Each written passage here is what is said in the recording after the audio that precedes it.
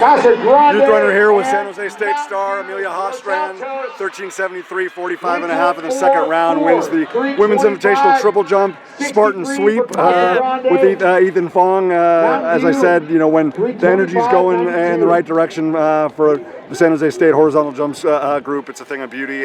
But it's not all the time that you get to be on parallel runways going at the same time. Just, you know, for you, for Simone, for Kat, obviously, you know, Ethan and you know, and the rest of that group. Like, for someone that first and foremost will never approach a jump anywhere close to you, but also but will never be, you know, blessed enough to experience that kind of energy. What is that like? It's really nice to jump everyone together because we practice together every single day, so we really feed off each other's energy. So when I saw that Ethan jump really far and he PR'd and jumped 15 for the first time, I turned up and then he goes and jumped 15.50. Yeah. So it's like, it's a really nice energy and you can really bounce off and like make each other excited, so it's good. Okay, so you and I always have authentic, transparent, honest conversation. Is there a case of Ethan goes out and puts together that jump that it was like, well, he can't have all the shine, he can't have all the spotlight, like, you know, maybe I got to pull out 14 meters.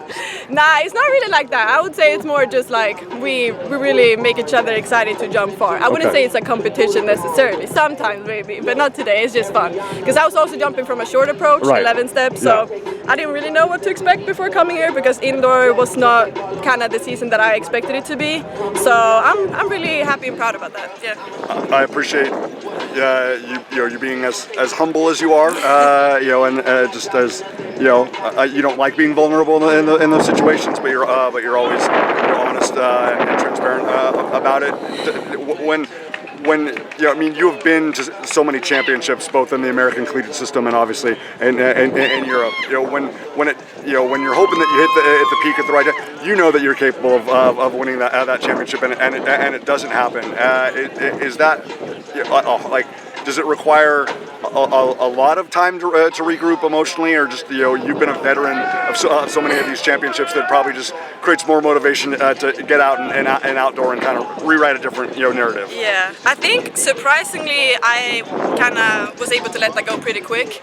It was definitely a disappointment, but it was also kind of a hard indoor season in general because at the end of January I got a heel bruise in my left foot, so I couldn't practice or jump for almost a month. So I came to conference and jumped really good, and I thought that I was on track. And then obviously we went to nationals and it was not at all what I wanted, so it was frustrating, but I also knew kind of why it was the way that it was. I hadn't jumped anything before conference, so conference was the first time I had jumped in a month. So I kind of just let that go, and then obviously I got to go to Indoor Worlds and represent my country, so that was a great end to the season at least. So it left me with a good spirit, at least for outdoors. Absolutely, because in the past, obviously I don't have to share with you, but for people that don't understand how daunting and demanding the schedule can be, a lot of times, like, you know, a European indoor world indoor doesn't always line up the way we want it to with NCAAs. So the fact that that maybe you didn't have, you know, that beautiful ending that you wanted to in NCAA indoor, it was like, okay, like we still got World Indoor. Like, was that good for your soul?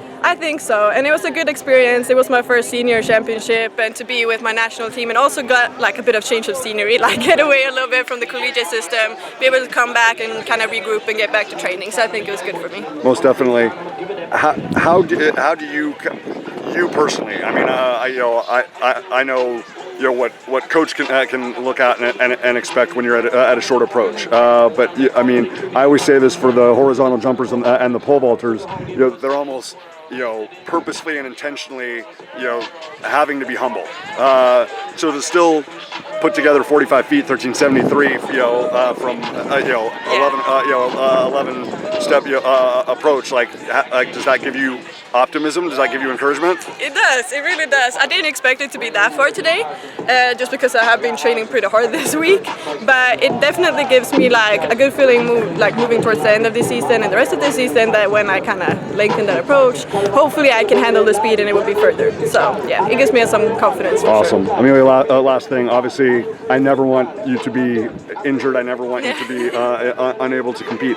But just knowing again, not only what a big year and a big opportunity this is for you, where we want senior teams indoor and outdoor, but it's a long outdoor season. Obviously, Tokyo is very far away. September. So if we're looking at a potential blessing in disguise, the fact that you weren't training and competing with as much regularity because of the heel bruise? If we're trying to find some ray of light, some optimism with that, like could that be a blessing for you in sustaining longer in the summer? I think so for sure, because collegiate system is very like everything happens all at once. You go straight from indoor to outdoor. So getting that bit of a break could have been good. It's probably why I'm jumping good now too, because now I kind of got back into training and after a bit of rest. So there's always something positive with everything. So it makes me also now jump with short approach and work on my contacts and make sure that I actually can hit the whole foot in, because I've been a bit scared to do that with the heel. So yeah. Did it respond okay today? Today it responded okay. Like for the first time I was actually jumping with no pain. So it feels good. A lot of victories then. Yes. A lot of wins. Anytime we get to see